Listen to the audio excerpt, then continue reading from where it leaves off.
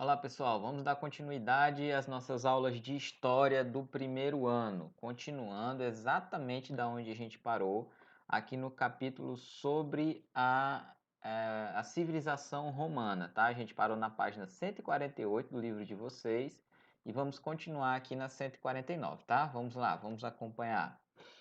Ó, agora a gente chegou aqui no tópico que se chama concentração de terras. Vamos ver.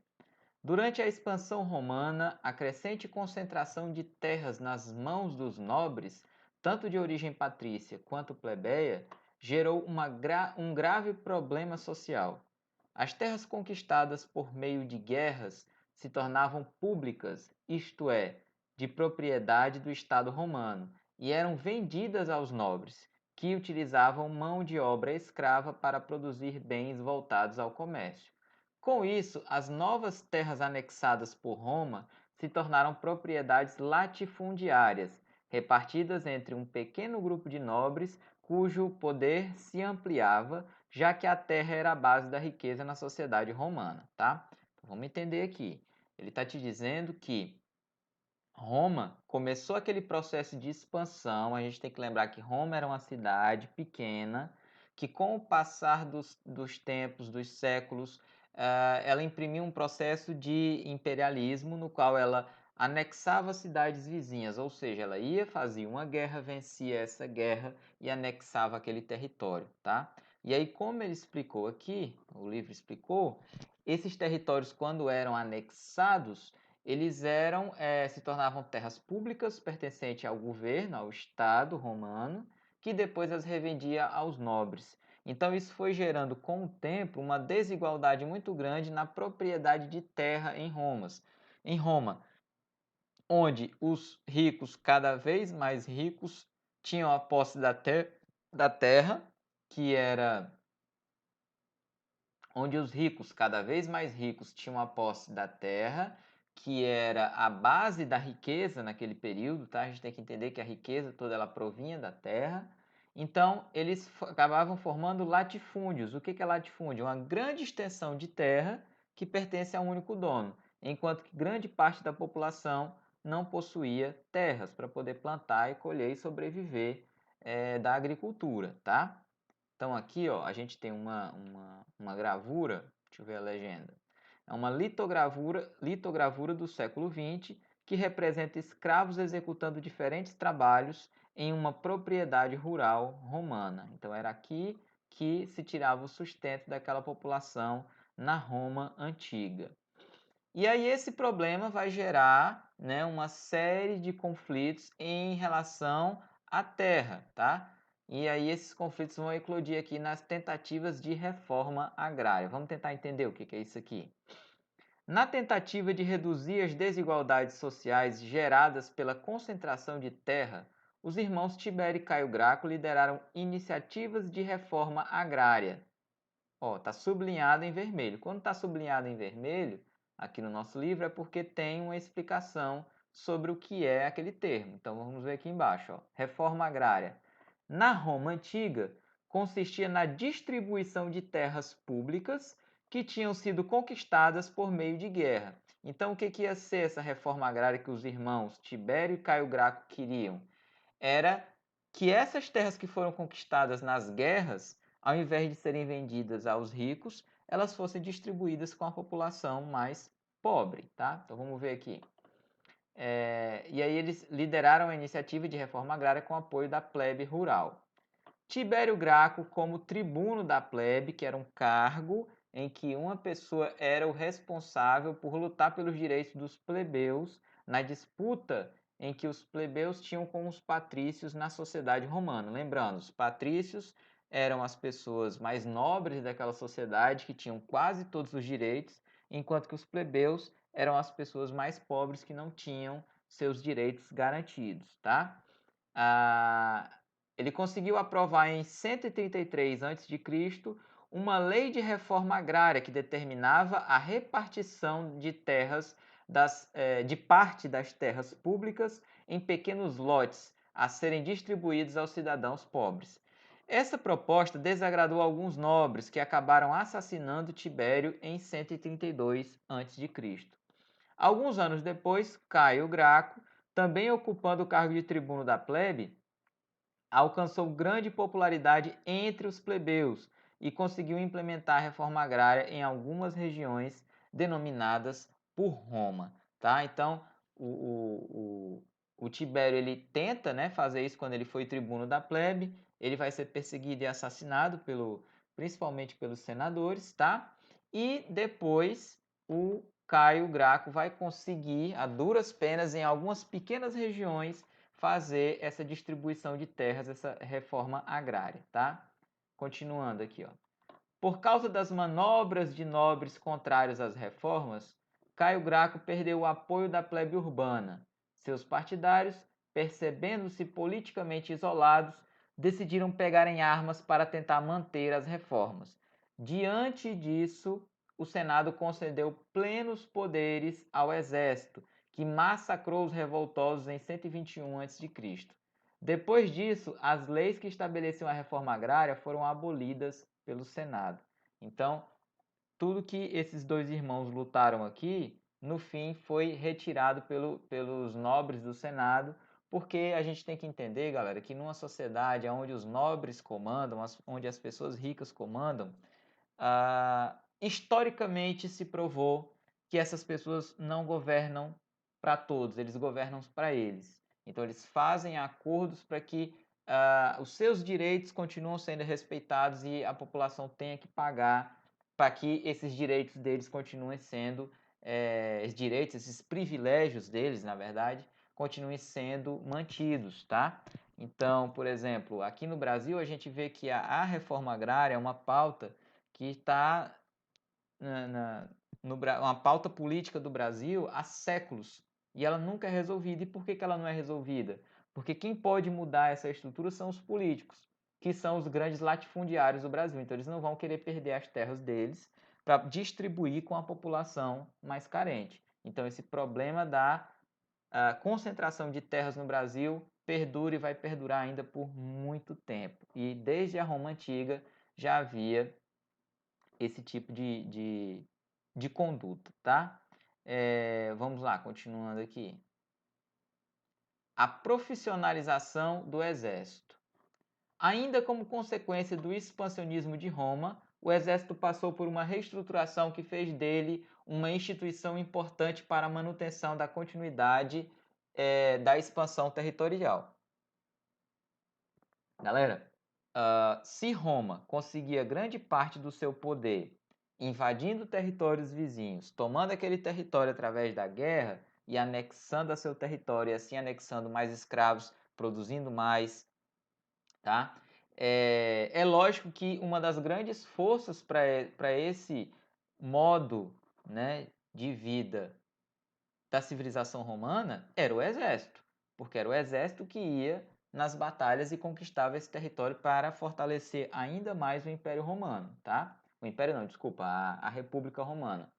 Então vamos continuar aqui, ó. Nessa época, os generais vitoriosos desfrutavam de grande popularidade e utilizavam-se da fidelidade dos soldados para ascender na carreira política. Ou seja, eram populares por causa das vitórias e, justamente por se tornarem populares, entravam para a política também, os grandes generais do exército, tá? Um desses generais foi Mário, um nobre de origem plebeia que se casou com uma mulher de família patrícia. Eleito cônsul em 104 a.C., com o apoio da plebe, ele promoveu profundas reformas no exército.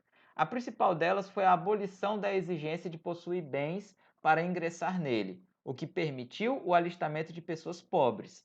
Além disso, ele passou a pagar um salário para aqueles que se apresentavam voluntariamente para lutar ao lado de forças romanas. Isso aqui é importante, tá, galera?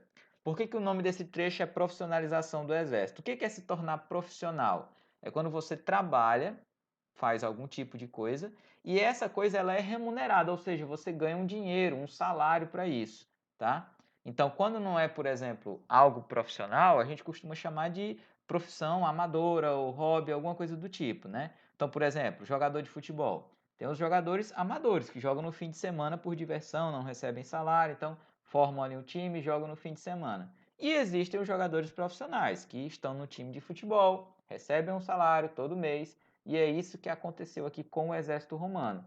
Mas se antes eles não recebiam salário, como é que era a estrutura do exército? Eles se juntavam apenas na hora da campanha. Então, por exemplo, tinha que invadir uma cidade vizinha. Então, eles convocavam as pessoas, se juntavam, faziam aquela campanha e no final da campanha repartiam, né, terras, que era o principal coisa que eles conseguiam nas batalhas, repartiam terras e outros bens que eles conseguiam acumular durante a guerra com esses soldados que participavam dela, tá? Continuando. Com essas reformas, o exército passou a ser permanente e profissional, e por isso a carreira militar tornou-se uma opção de trabalho para muitos homens pobres. Além disso, o exército foi utilizado em diferentes situações pelos generais, como um importante instrumento político, ameaçando a hegemonia política do Senado. Então, com o passar do tempo, os membros do exército ganharam muita popularidade, cresceram muito dentro da política e começaram a ameaçar o poder que os membros do Senado tinham, tá? Antes o exército ele era o braço armado do Senado, ou seja, eles faziam tudo que o Senado ordenava. Só que com o passar dos séculos, os generais viram que conseguiram mais poder e popularidade do que o próprio Senado, e isso acabou modificando o jogo político dentro da Roma antiga, tá? Continuando. Só aqui a gente tem uma imagem que é um relevo em mármore do século II apresentando oficiais do exército romano, tá? Esculpido em mármore. Continuando aqui, ó. Nesse novo trecho a gente tem a República em crise. Depois do consulado de Mário, a política romana passou a depender cada vez mais do apoio da plebe e do exército. Nessa época estava ocorrendo uma guerra civil, na qual Sila se tornou o primeiro general romano a adentrar na cidade de Roma com tropas armadas. Alguns nobres apoiaram Sila, que foi nomeado ditador pelo Senado em 81 a.C. Durante sua ditadura, o Senado recuperou parte do seu poder político, tá? Então, nesse período aqui conturbado da história de Roma, alguns generais chegaram a desafiar a cidade de Roma também, tá? E no caso desse Silo aqui, ele se tornou ditador. Ditador nesse tempo era um general que ia comandar em nome do exército, tá? E ele recupera, ó, parte do poder político para o Senado, tá? Continuando. Com o fim do período de ditadura, Sila abandonou a carreira política e nenhum dos generais que o sucederam conseguiu conquistar o apoio dos romanos. Entretanto, em 60 a.C., o general Júlio César, líder dos plebeus, formou uma aliança com os generais Crasso e Pompeu e foi eleito cônsul, que era o cargo que comandava Roma nesse período. Os três generais aliados dividiram entre si os territórios anexados à República, reduziram o poder do Senado e estabeleceram uma nova forma de governo denominada Primeiro Triunvirato. Então vamos lá, galera. Esse aqui é o período importante de mudança da história de Roma. Roma vai ter 3 períodos da sua história. A monarquia, depois que era governada por reis, tá? Depois a monarquia vai ser extinta e Roma vai ser governada durante todo o período republicano pelo Senado, que eram os patrícios, né? Aqui a gente vê o exato momento em que essa estrutura do Senado ela começa a ser sobreposta pelos generais e aí eles vão ter o seu poder reduzido por esses 3 generais que vão comandar Roma, né, juntamente. Eles vão dividir em 3 áreas, cada um vai governar a sua e teoricamente era para eles 3 governarem juntos. Só que a gente vai ver que não é isso que vai acontecer. Cada um vai querer tomar o poder do outro. E por isso esse tipo de governo aqui com os 3 generais foi chamado de triunvirato. Aqui a gente tem uma estrutura em mármore do século I a.C., representando o general Sila, que foi aquele primeiro aqui que criou uma ditadura lá em Roma. Continuando. A centralização do poder. Em 53 a.C., o general Crasso morreu durante um combate. Os senadores então se aproximaram de Pompeu, declarando o único cônsul de Roma e pondo fim ao primeiro triunvirato. Nessa época, Júlio César estava comandando a invasão da Gália. Ao retornar para Roma, ele e seu exército marcharam sobre a cidade, forçando Pompeu a fugir para a Grécia, onde acabou sendo derrotado. Diante disso, o Senado declarou Júlio César ditador. Gradativamente, ele foi assumindo os títulos máximos da República, centralizando todo o poder em suas mãos. Então, aqui o que foi que aconteceu?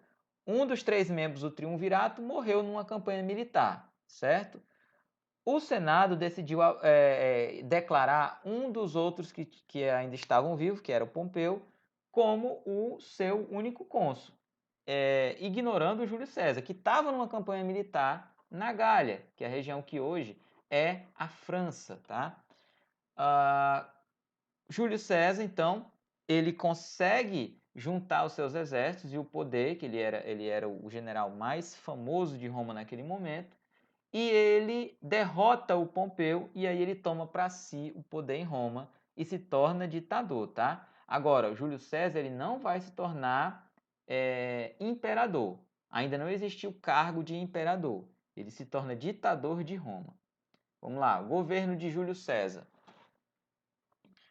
Durante seu governo, Júlio César empreendeu uma série de medidas importantes. Ele distribuiu lotes de terras para milhares de famílias, liberou os devedores do pagamento de parte de suas dívidas, fez algumas melhorias em Roma e regulamentou a distribuição gratuita de trigo.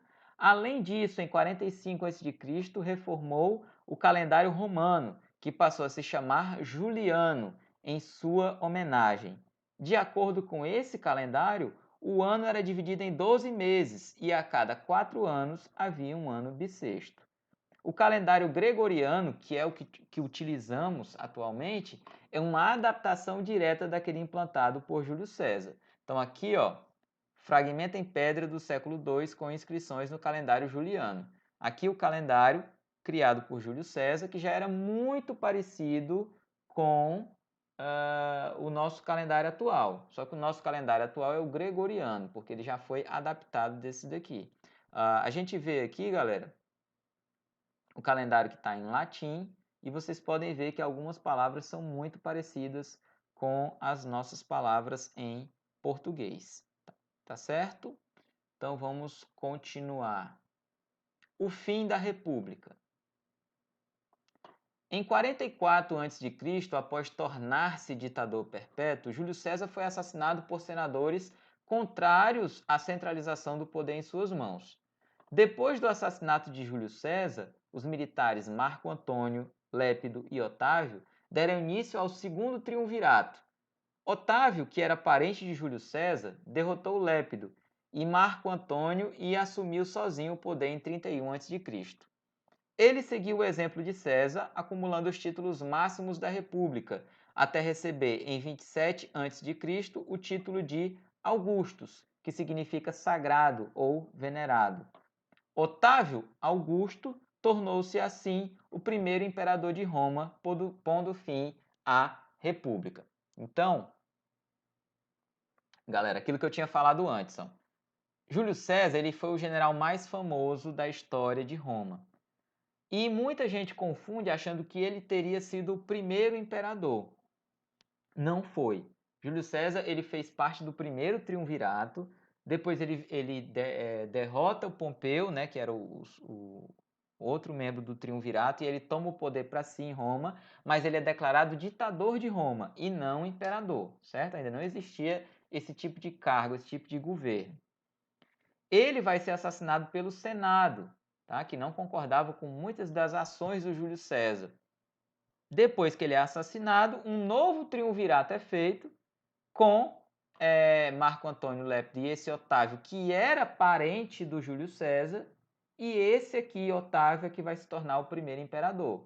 Ele vai até mudar o nome dele para Otávio Augusto, que significa sagrado. Ele queria dar um ar de coisa divina, de que havia algo de divino nele que desse a legitimidade para ele governar Roma, certo? Então ele até muda esse nome.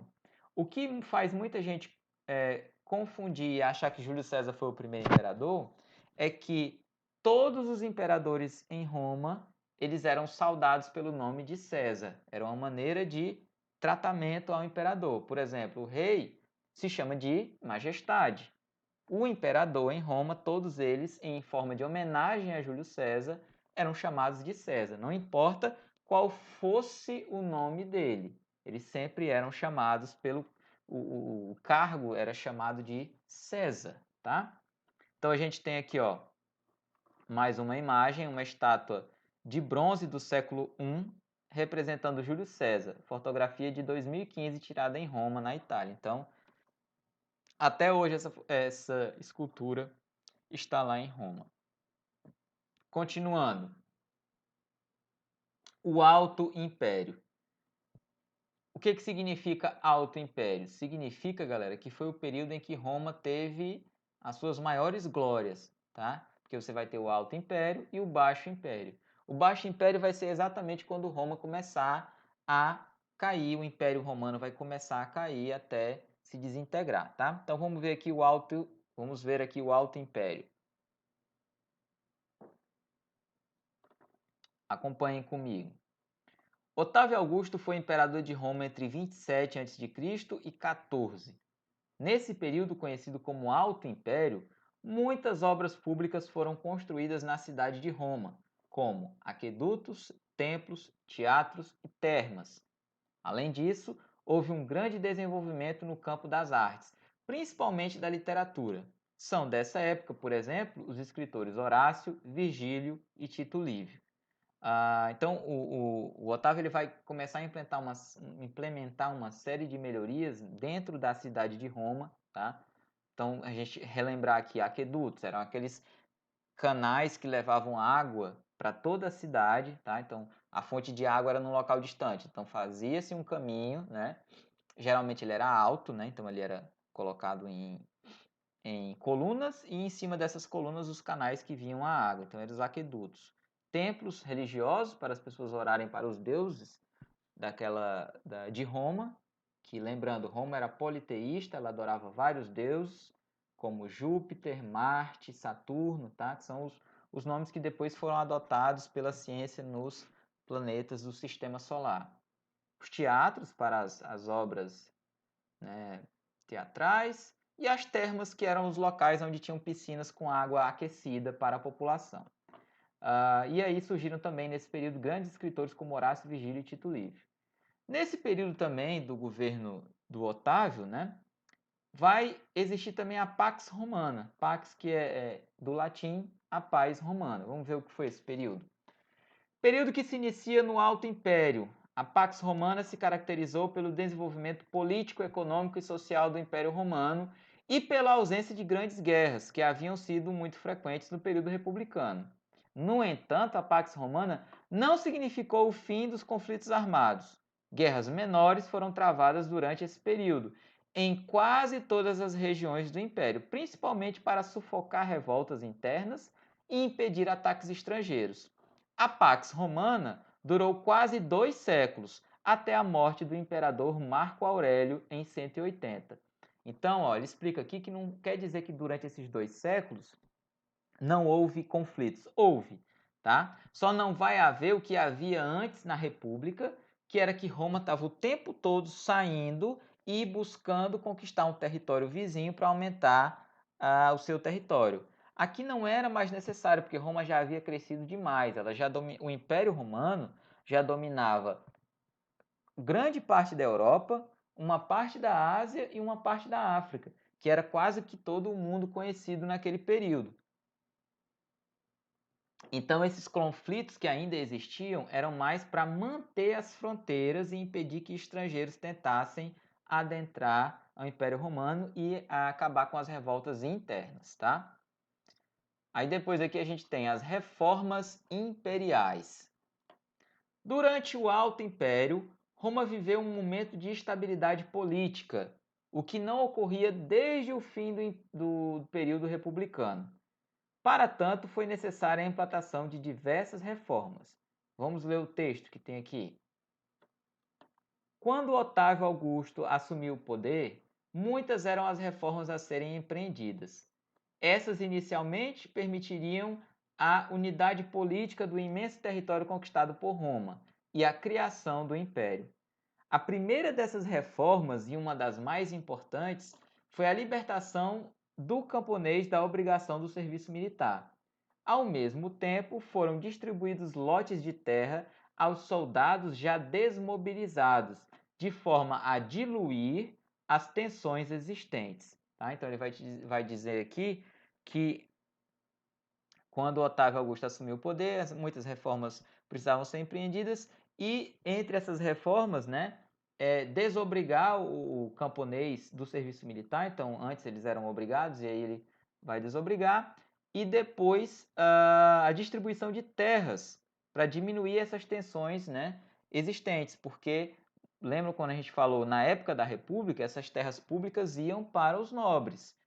Só que depois, na época do Império Romano, eles já começavam a repartir entre os soldados, também até os mais pobres. Continuando aqui, galera. Augusto também procurou pacificar o território já conquistado, estabilizando as fronteiras do império e fazendo com que as guerras deixassem de ser sistemáticas, ou seja, que não houvesse guerras o tempo todo. O sistema fiscal para as províncias, igualmente, sofreu reformulações. Foram nomeados funcionários remunerados pelo Estado para controlar a arrecadação de impostos, tá? Esse trecho aqui, ó, é da Maria Beatriz Florenzano, retirado do livro O Mundo Antigo, Economia e Sociedade. Nesse período aqui, galera, a gente vai ter o início, né? Já teve na Grécia, mas aqui também a gente ainda está no início, da consolidação do que seria esse conceito aqui de cidadania, tá? Então, cidadania na Roma Antiga, a gente tem que entender que não é a mesma cidadania que a gente tem agora. A cidadania hoje ela é muito mais ampliada, ou seja, ela atinge mais pessoas do que na época da Roma Antiga. Vamos ver aqui como é que isso acontecia. Ó. Na República Romana e durante o período imperial, muitos direitos eram reservados apenas aos cidadãos romanos.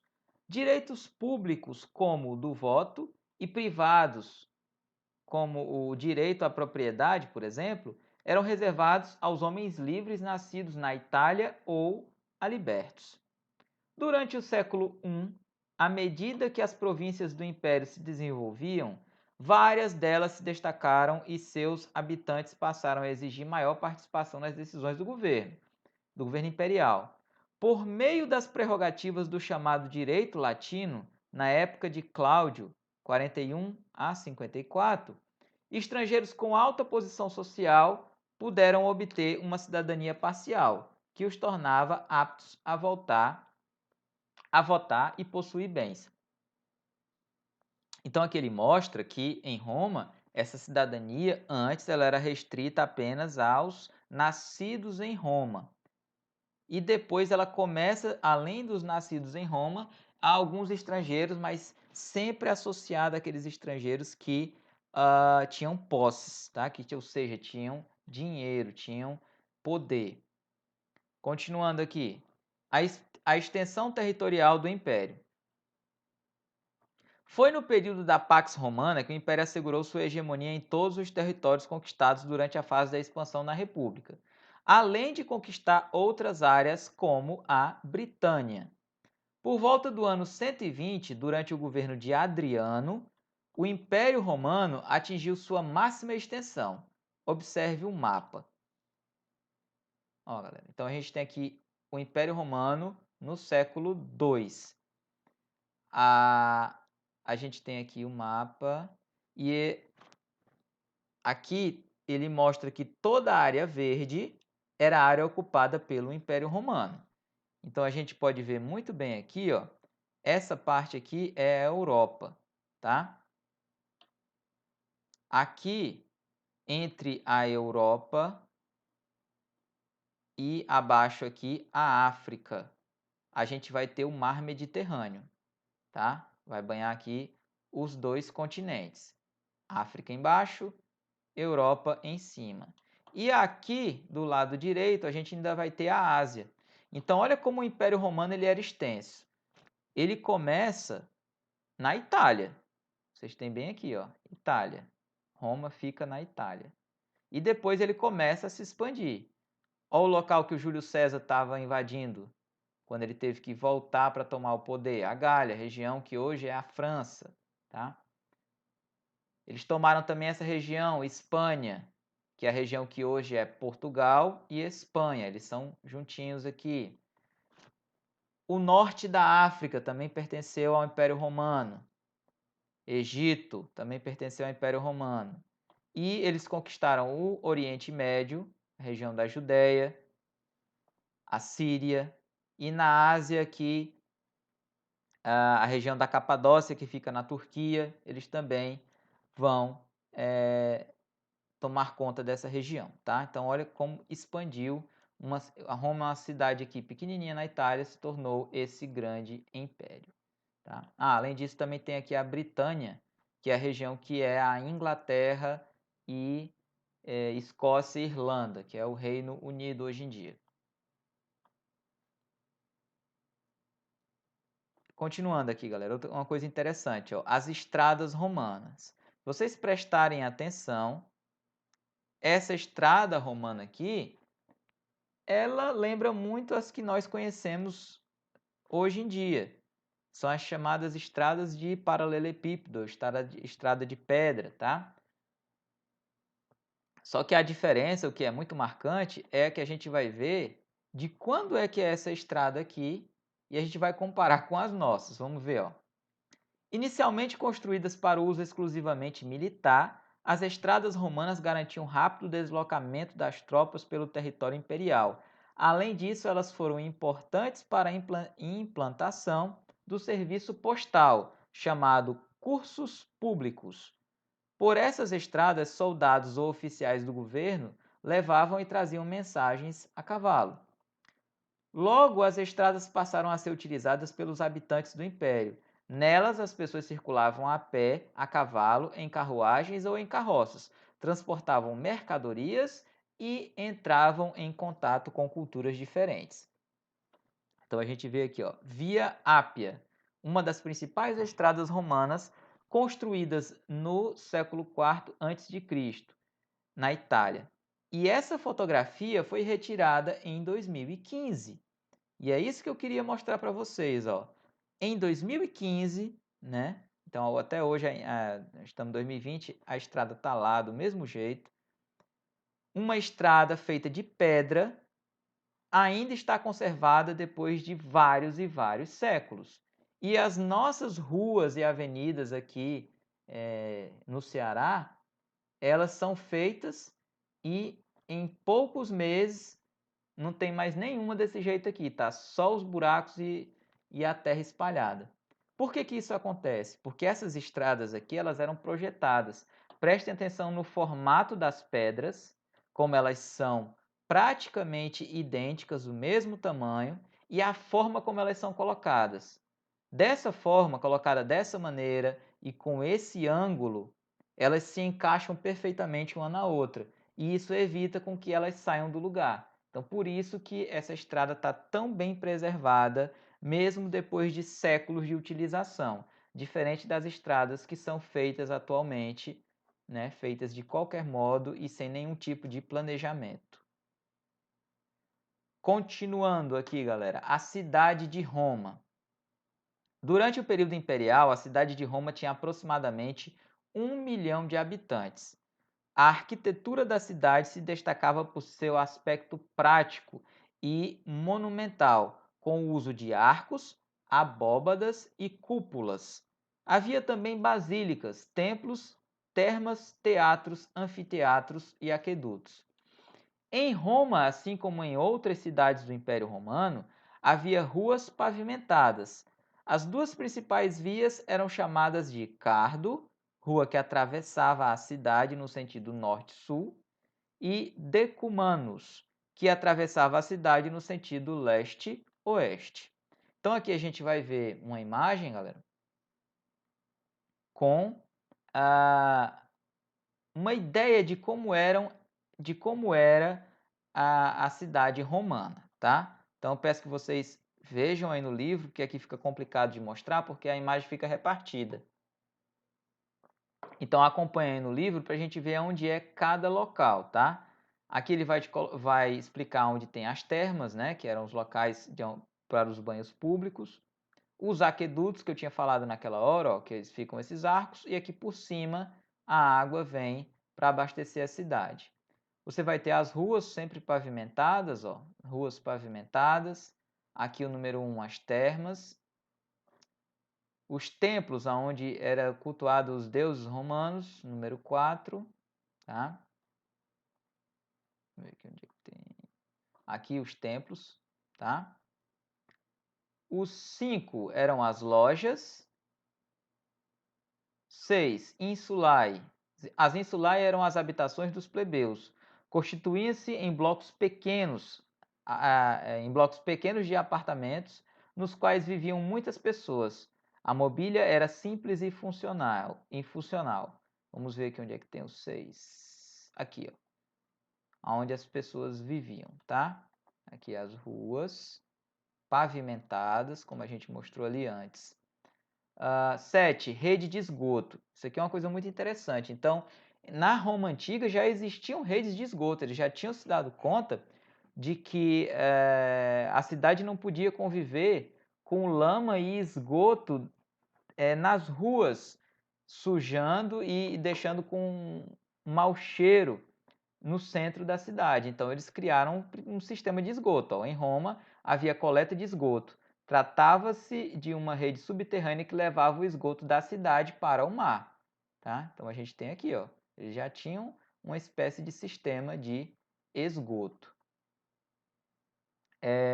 E em Roma também existiam essas estruturas aqui que serviam para entreter as pessoas, tá? Que era o Circo Máximo e o Coliseu. Vamos ver o que eram.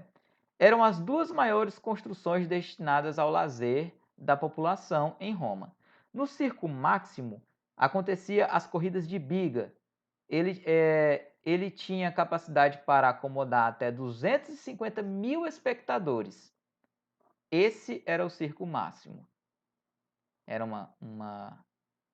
como se fosse um estádio, só que estendido, né? A gente pode comparar hoje em dia com aquele sambódromo, né? Com as escolas de samba, em que você tem aqui as arquibancadas e uma pista, certo? Só que o que acontecia aqui nessa pista? Eram as corridas de biga, que eram cavalos que puxavam charretes. E aí ficava um piloto ali comandando aquela charrete, tá? Então eram as corridas que existiam aqui.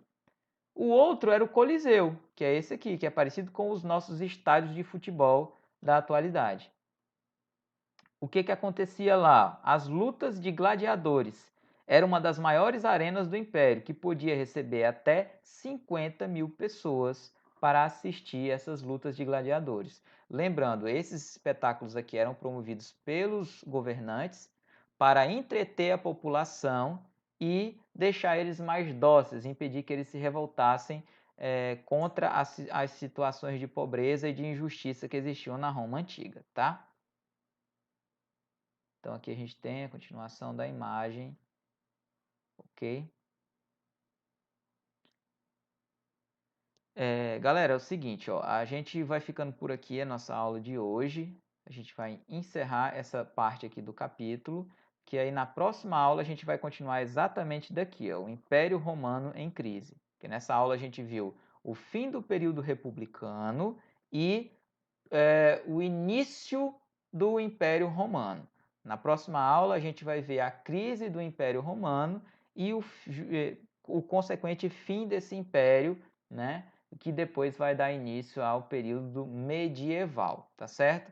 Então é o seguinte, galera, fiquem atentos lá no Classroom, no Google Classroom, aonde a gente vai colocar as atividades desse capítulo, tá? Então, nessa semana vocês vão assistir a aula, vão ler o livro, vão pesquisar e na próxima semana a gente vai fazer atividades sobre esse capítulo, tá? As atividades vão ser postadas lá no Google Sala de Aula, tá certo? Então, pessoal, até a próxima aula e a gente começa exatamente daqui na página 156. Tchau, pessoal.